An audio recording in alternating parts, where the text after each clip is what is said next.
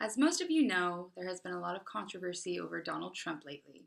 Many of his statements, made both recently and in the past, have been portrayed to be extremely racist and misogynistic, and he seems to show little or no remorse for those documented statements. Trump is pretty great at getting people to talk about him, which I know he wants, but his actions may have gotten him in some real trouble this time.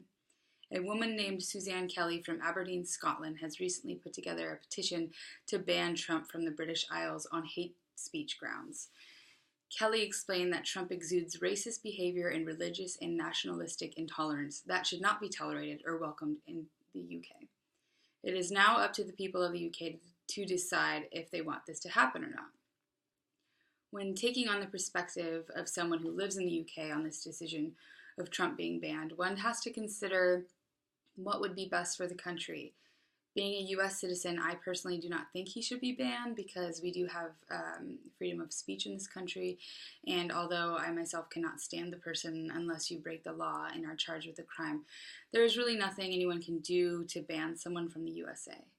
Thinking of this issue as a US citizen, a citizen of the UK, however, is a little different because in the past they have banned people like American rapper Tyler, the Creator, and anti-mosque campaigner Pamela Geller for saying things similar to Trump or things that are considered not as offensive.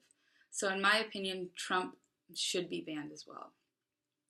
If there were already people who have been banned from the UK for behavior that was less detrimental than Trump has shown, then it would be really unfair for the people who are already banned. And not banning Trump would definitely stir up quite a bit of controversy and maybe even start some lawsuits from people already banned for not being treated equally. Basically, the whole system of this banning idea could be completely shot down altogether if they go easy on someone like Trump because of their wealth and political advantages. I think personally that Trump should have to own up to his behavior and accept the consequences. Although I agree with the banning of Trump from the point of view of a citizen of the UK, one has to look at the other side of the argument as well. Trump has created many resorts in the country, and in doing so has made tourism better in certain areas, making the economic structure of those areas thrive, while also creating new jobs in the process. He is a businessman, and so he does know how to make a lot of money, not only for himself, but for the country as well. If he were to be banned, I am sure he would cut off ties with the country completely, and many people would be affected negatively, losing their jobs and putting families who count on those salaries at risk.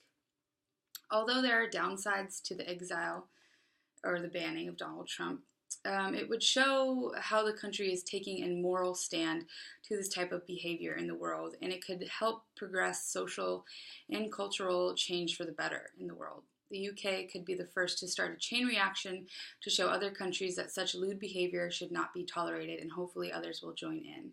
Having someone exiled from a country just because of some words does seem a bit harsh, but I think it's a step in the right direction, and it will show the world how important it is to be a decent human being.